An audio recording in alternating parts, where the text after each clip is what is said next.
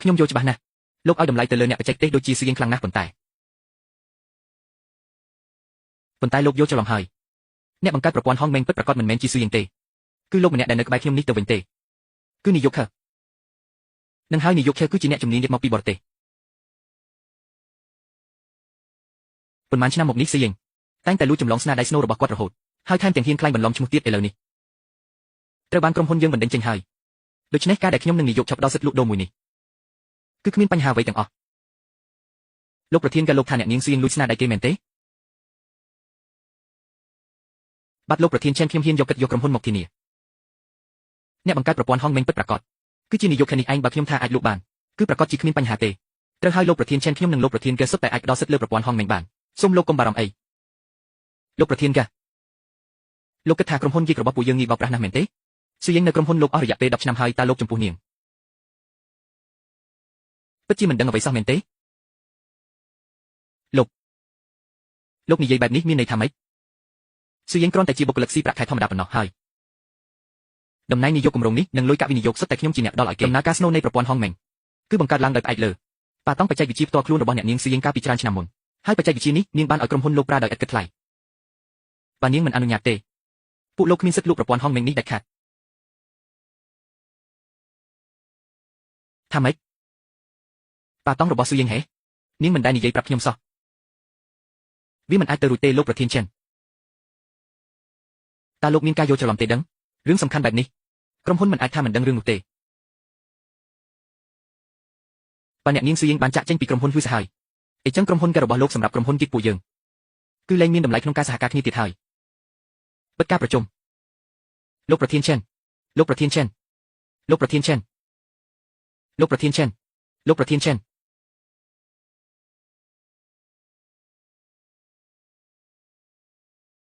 អាឡូលោកប៉ាអាកូនចង្រៃ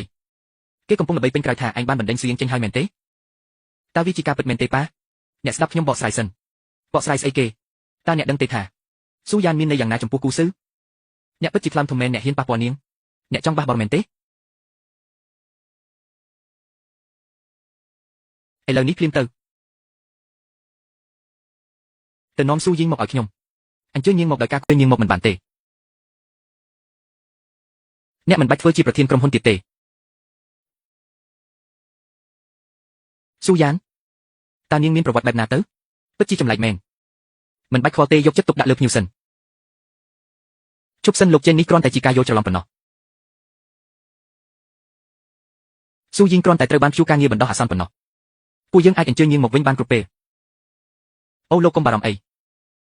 ចំពោះរឿងសិទ្ធិអនុញ្ញាតទុកឲ្យពួកយើងជាអ្នកចាត់ចែងចុះខ្ញុំនឹងធ្វើឲ្យស៊ូយីងផ្ទាល់ដៃប្រកល់សិទ្ធិអនុញ្ញាតហុងម៉ងមកឲ្យអ្នក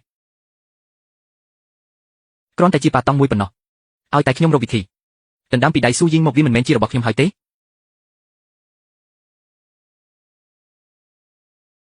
តោះអញ្ជើញមកខាងនេះ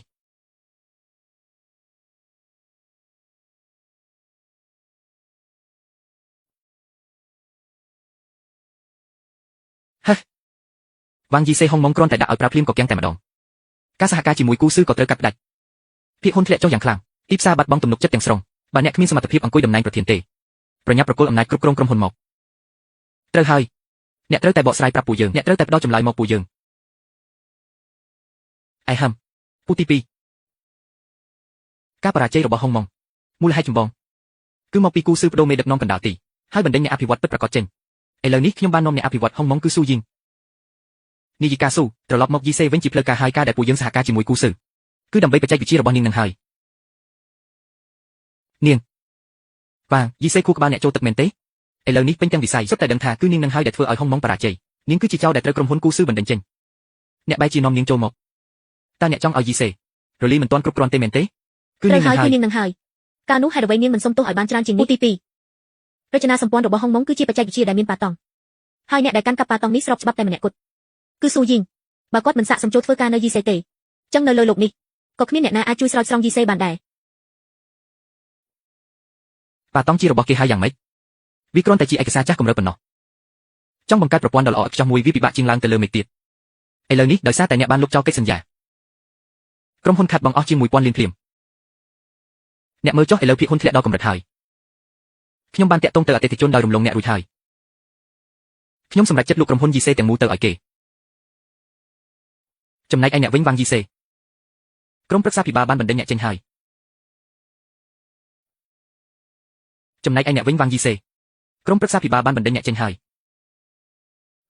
មិនអាចលុកទេអ្នកបិទមាត់ទៅបើនៅតែខាត់ទៀតពួកយើងនឹងអស់រលីងពីខ្លួនមិនខានសង្កេតអស់រលីងហើយគ្មានសល់លុយទេកាលពីបង្កើតយីសេដំបូងពិតជាមានជំនួយលុយពីពូទីពីរមែនប៉ុន្តែទោះជាយ៉ាងណាយីសេគឺជាកូនដែលខ្ញុំបង្កើតមកផ្ទាល់ដៃខ្ញុំមិនអនុញ្ញាតឲ្យអ្នកណាលក់យីសេទៅឲ្យជនបរទេសដាច់ខាតហាហាអ្នកភ្ញាក់ឡើងមើលកូនស្អីគេបើនៅតែខាត់ទៀតបំណុលក្រុមហ៊ុននឹងកោដូចខ្ញុំហើយដល់ពេលនោះទាំងអ្នកទាំងខ្ញុំហើយនឹងម្ចាស់ភាគហ៊ុននៅទីនេះច្បាស់ជាត្រូវលោតទឹកសម្រាប់ខ្លួនទាំងអស់គ្នាហើយលោកប្រធានវ៉ាងខ្ញុំស្ដាប់បានហើយរឿងនេះកើតឡើងដោយសារខ្ញុំគួរតែជាអ្នកដោះស្រាយអ្នកគ្រាន់តែជាវិស្វករតូចតាចម្នាក់ដោះស្រាយស្អីកើតបើខ្ញុំអាចបង្កើតប្រព័ន្ធហុងម៉ុងចំនួនដំបូងបានខ្ញុំក៏អាចបង្កើតចំនួនថ្មីបានដែរដល់ពេលប្រព័ន្ធថ្មីដាក់ឲ្យប្រើប្រាស់វិបត្តិនេះនឹងត្រូវបានដោះស្រាយដោយឯកឯងហេបង្កើតប្រព័ន្ធមួយយ៉ាងហោចណាស់ក៏ត្រូវការពេលច្រើនឆ្នាំដែរដល់ពេលនោះយីសេច្បាស់ជារលីបាត់ហើយមិនបាច់ចំណាយពេលយូរចឹងទេ1 ម៉ោងគឺគ្រប់គ្រាន់ហើយ1 ម៉ោង1 ម៉ោងអេ1 ម៉ោងមិននឹងអាចទៅរួចអ្នកឯងអ៊ូទេដឹងដូច្នេះខ្ញុំជឿជាក់លើអ្នកឆាប់ចុះហត្ថលេខាទៅចុះហើយអ្នកគឺជាដៃគូរបស់យីសេហើយហេវិបត្តិមិនទាន់ដោះស្រាយចប់ផងចុះហត្ថលេខាលើស្អីណាលោកពូទី2កុំឆេវឆាវពេកប្រយ័ត្នប៉ះពាល់សុខភាពឯងថយចេញទៅសេយ៉ែងបើប្រព័ន្ធថ្មីមិនទាន់រួចរាល់ទេខ្ញុំនឹងឲ្យអ្នកសងការខាតបង់ទាំងអស់របស់ក្រុមហ៊ុនបើអ្នកគ្មានលុយសងទេខ្ញុំនឹងឲ្យអ្នកជាប់គុកតតែស្លាប់ជួយយកកុំព្យូទ័រយួរដៃឲ្យខ្ញុំបន្តិចចាស់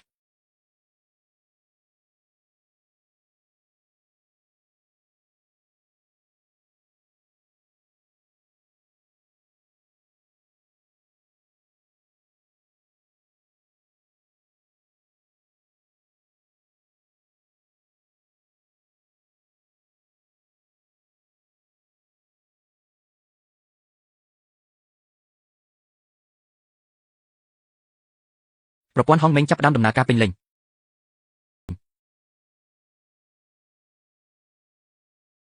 ប្រព័ន្ធហុងម៉េងចាប់ផ្ដើមដំណើរការពេញលេញ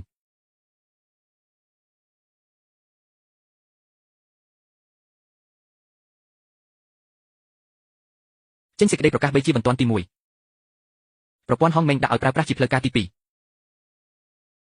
ប៉ាតង់រចនាសម្ព័ន្ធមូលដ្ឋានហុងម៉េងនិងអ្នកអភិវឌ្ឍន៍សៀងគឺស្ថិតនៅក្រោមក្រុមហ៊ុនយើងជាផ្លូវការទី3បញ្ឈប់កិច្ចសហការទាំងអស់ជាមួយកោសិគ្រូចាស់លោកប្រធានវ៉ងហេទូប្រព័ន្ធថ្មីដាក់ឲ្យប្រើហើយវាយ៉ាងម៉េចតម្លៃភាគហ៊ុនមិនទាំងកម្រិតផងសំណងដ៏មហាសាលសម្រាប់ការបំពេញកិច្ចសន្យាជាមួយកោសិគឺមិនអាចខ្វះសំបីតែមួយកាក់មួយសេនការទទួលខុសត្រូវនេះអ្នកវ៉ងយ៉ៃត្រូវតែទទួលហើយនរណាប្រាប់អ្នកថាតម្លៃភាគហ៊ុនមិនកម្រិតនោះ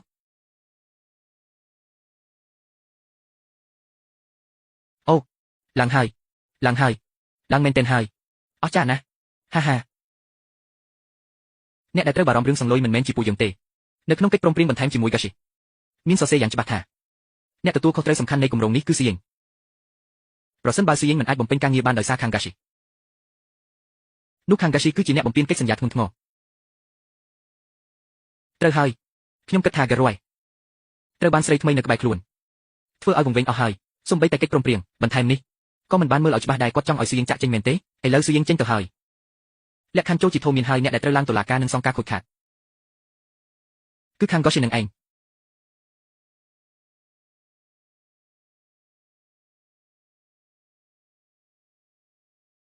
ទៅឆែកមើលប្រព័ន្ធហុងម៉េងឲ្យសពគ្រប់ទៅរកចំណុចខ្សោយឲ្យឃើញចុះបើគ្មានចំណុចខ្សោយទេបើគ្មានទេបង្កើតវាឡើងកាន់តែច្របូកច្របល់កាន់តែល្អពេលស្ថានភាពច្របូកច្របល់ស៊ូយ៉េងនិងវ៉ងយ៉ៃមិនអាចរួចខ្លួនទេផ្ញើលិខិតទៅខាងកោសិប្រាប់ពួកគេថាដល់ពេលសងលុយហើយចាស់លោកប្រធានវ៉ង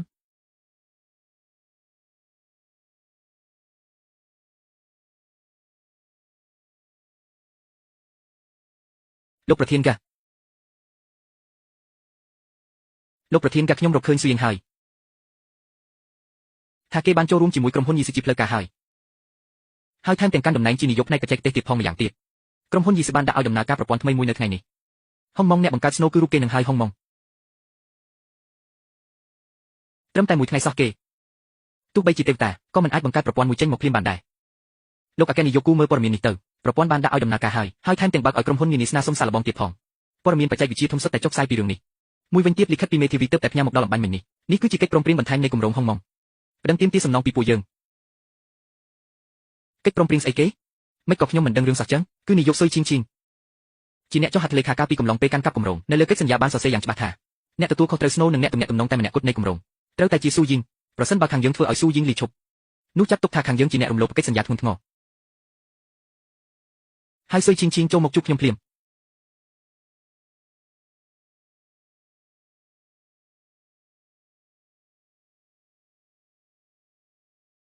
អ្នកមើលចុះថាអ្នកបានចុះហត្ថលេខាលើស្អីគេខ្លះហ្នឹងតើអ្នកគ្មានខួរក្បាលទាំងអេ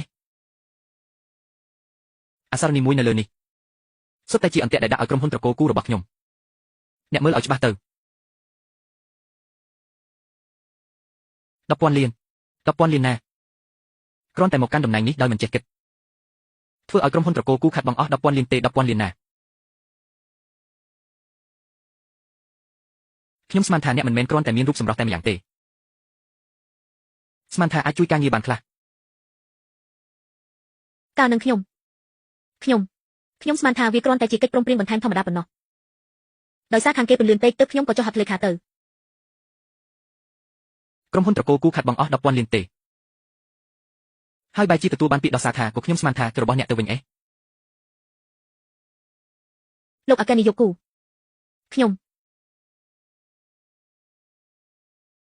ចេញទៅ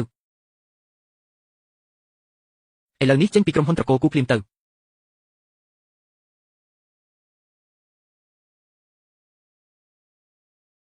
លោកអាកេនីយ៉ូគូកុំដេញខ្ញុំចេញអី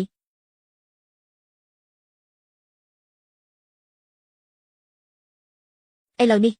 គឺជាពេលដ៏សំខាន់ដែលក្រុមហ៊ុនត្រកូលគូសហការជាមួយគូខឺប្រព័ន្ធហុងម៉ងគឺពឹងលើខ្ញុំទាំងស្រុងក្នុងការថែទាំបើខ្ញុំចេញទៅពេលនេះ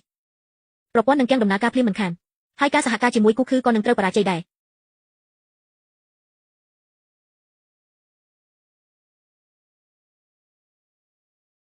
លោកប្រធានគូ